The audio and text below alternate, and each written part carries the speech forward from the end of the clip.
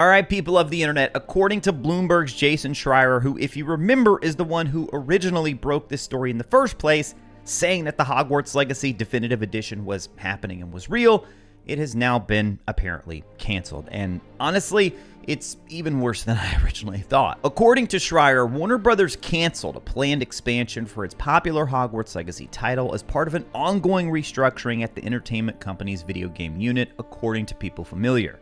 Now, I do think it's important to note this was never announced by Warner Brothers. So as far as Warner Brothers is concerned, they don't even have to say anything about this at all. It wasn't, in fact, canceled because it was never announced publicly. Schreier, though, does report that the expansion would have added new storylines to the game, was planned for release this year, and this may be the worst part of all, guys, especially to you Ravenclaws out there. Schreier says that part of the plan was to restore a storyline tied to one of the original game's companions that was cut during development. Now, for those of you who've been following Hogwarts Legacy, you know that this was most likely a Ravenclaw companion, presumably Amit Takar. Now, the next question you may be asking is, why? Why cancel this? Well, Schreier says that it was canceled in part due to concerns that the amount of content was not substantial enough to justify the price being considered. Now, from what I can find, I don't know that Schreier ever mentioned a specific price point. Insider Gaming's Tom Henderson, however, had previously reported that it was going to be 10 to 15 hours of additional content and priced around $20 to $30. And guys, I mean, I can't sugarcoat this. I'm not going to lie to you. As a fan,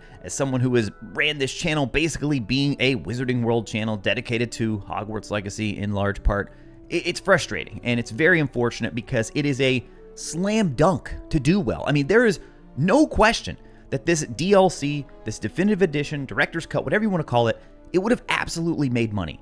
And so I think that is the most frustrating part for me, is because behind the scenes, they probably crunched some numbers and saw that, you know, even though it's definitely going to make money, it's not going to make enough money to justify where we want it to be and the time that we want to put into it. But even then, it's like we've already put how much time into it, all the people that have been working on this, because we don't even know what their balance has looked like right now at Avalanche. How many of them have been working on the sequel, and how many of them were still trying to finish up this director's cut. And guys, I gotta say, the recently announced mod update, which is absolutely amazing, by the way, I hope, fingers crossed, that maybe as some consolation that will eventually make its way over to console, because, I mean, not to just make it even worse for you guys who aren't able to play it right now, but it is super fascinating to see what has already been accomplished with these mods. A lot of the people actually, I'm not going to say a lot, but there are some people working on mods who actually have worked previously or even are currently still working at Avalanche. So already seeing what's possible and how quickly that these mods have been able to come out just makes me scratch my head even more, because it's like, if we've been able to get quests like this quick from modders, from even people who didn't actually work on the original game, then couldn't they just have taken another 6 months, I don't know, to pack in a few more quests to justify the price that they were aiming for?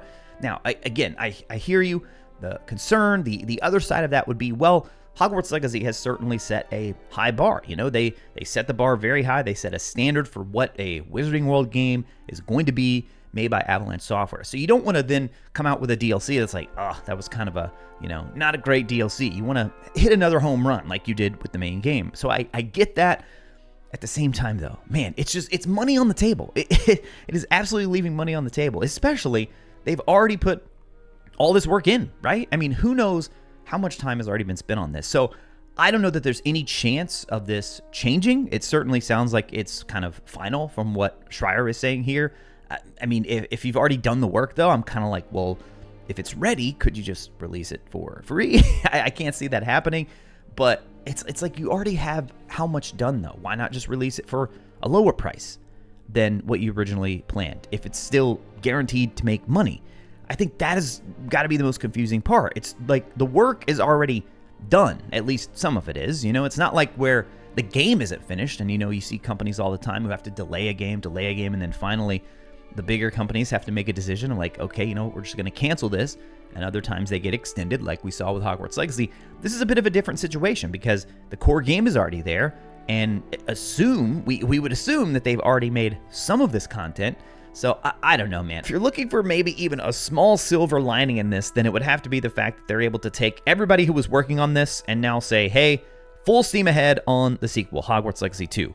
Now, I also feel like I have to point out, though, that they were using some Rocksteady folks to help out with this director's cut, at least according to Jason Schreier again. So it may have only been a handful of Avalanche people still working on this. We just really have no idea. So we don't know how much extra effort this is going to lend to working on the sequel. I'm sure fans are thinking, oh, this is great. This is going to mean that we get the sequel even faster. I'm not so sure, though, simply because of the fact that we don't really know how many were already working on that. I also go back to the documentary.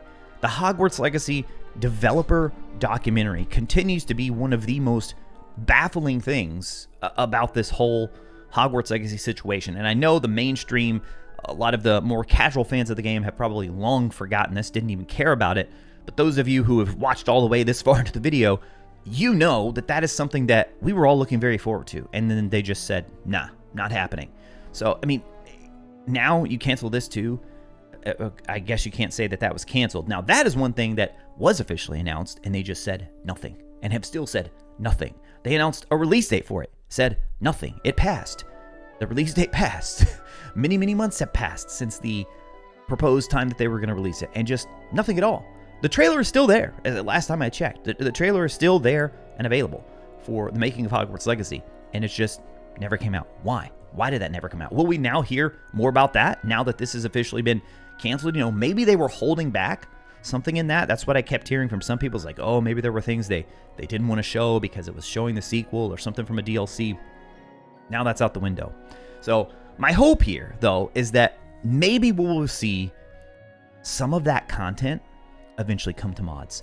I don't know how. I don't know if it's possible, but the fact that a quest was already built, apparently they were working on a quest in the game for, again, we're kind of guessing that it would be Ravenclaw. I mean, it's not going to be another Gryffindor, Hufflepuff, or Slytherin. You wouldn't think in terms of what they were adding through this DLC. But for those of you who don't have the mod update yet, we've already seen a number of things added that were part of the original plan for the game, like companions. And guys, I can't, it just works so incredibly well. I'm absolutely blown away at how well the companion systems work. We've already gotten new spells into the game as well, and they seem to be, I'm not going to say easy because I'm not the one doing the work, but it seems like all this stuff is coming out so quickly. It's easily done. So fingers crossed for all the Ravenclaws out there. Maybe there's a possibility someday of someone that either worked at Avalanche previously or even currently still working there, has a little bit of extra free time and says, hey, you know what? This is going to be the unofficial Ravenclaw quest, but we're going to release it as a mod update. And man, I really, really hope. I think that maybe is kind of the last big finale of Hogwarts Legacy, the first game, is maybe we get mod support added for console players. I really, really hope that happens, especially in light of this, because the mods are completely free. Shout out to the modders, by the way, and CurseForge for making all that happen. And then one other curveball in all of this is that Avalanche just recently announced they are now working on additional games. It's not just Hogwarts Legacy 2 anymore. They are now working on a multiplayer, presumably Wizarding World game. I think we can safely say it's going to be set in the Wizarding World. They're hiring a completely new team for this, so again, it's a little bit unclear how many of the people currently working on Hogwarts Legacy are going to be helping out with this, or is it going to be totally all new people, or are they going to have some back and forth here?